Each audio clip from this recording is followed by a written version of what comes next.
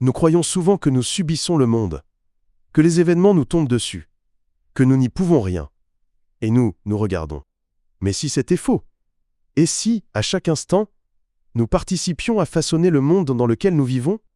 L'être humain possède un pouvoir immense, un pouvoir discret, invisible. Le pouvoir de créer, pas avec des miracles, mais avec sa manière de ressentir et sa manière de choisir. En chacun de nous, il y a une corde sensible. C'est notre sensibilité. Le monde la frappe chaque jour. Une parole, une injustice, un sourire, une humiliation, une information, une guerre. Et nous vibrons, mais jamais de la même façon.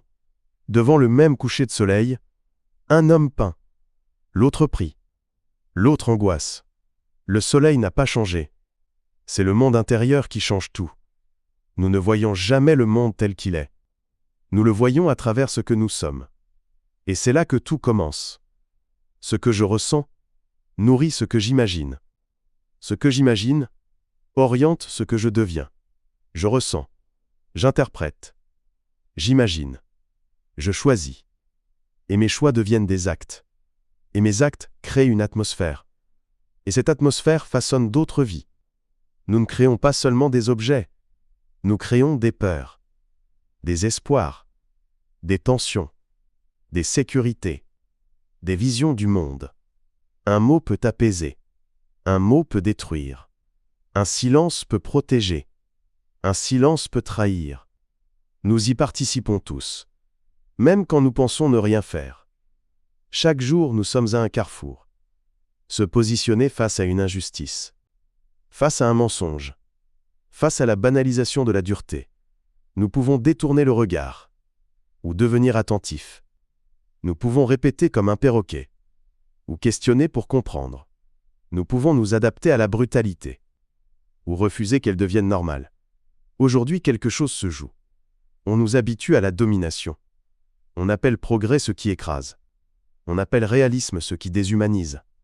Et peu à peu, nos sensibilités s'endurcissent. Nos consciences s'endorment. C'est peut-être cela, le plus grand danger. Pas la violence spectaculaire, mais l'accoutumance. Si notre corde cesse de vibrer face à l'injustice, le monde devient froid. Mais si nous restons sensibles, si nous osons imaginer un monde plus juste, alors nous restons créateurs et acteurs. Créer un monde meilleur ne commence pas dans les parlements. Cela commence dans la manière dont nous regardons, dont nous parlons, dont nous agissons, dont nous refusons de participer au mépris. L'être humain est créateur. Il peut amplifier la haine, ou amplifier la fraternité, relayer le mensonge, ou choisir la vérité, cultiver l'ombre, ou protéger la lumière fragile en lui. Nous ne sommes pas responsables de tout ce que nous avons reçu, mais nous devenons responsables de ce que nous laissons grandir en nous. Alors peut-être que la vraie question n'est pas « Que devient le monde ?»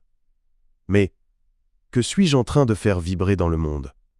Et si chacun devenait un peu plus attentif, un peu plus conscient, un peu plus courageux, alors le monde changerait. Pas d'un coup, mais à travers des milliers de lumières intérieures qui refusent de s'éteindre pour illuminer le monde.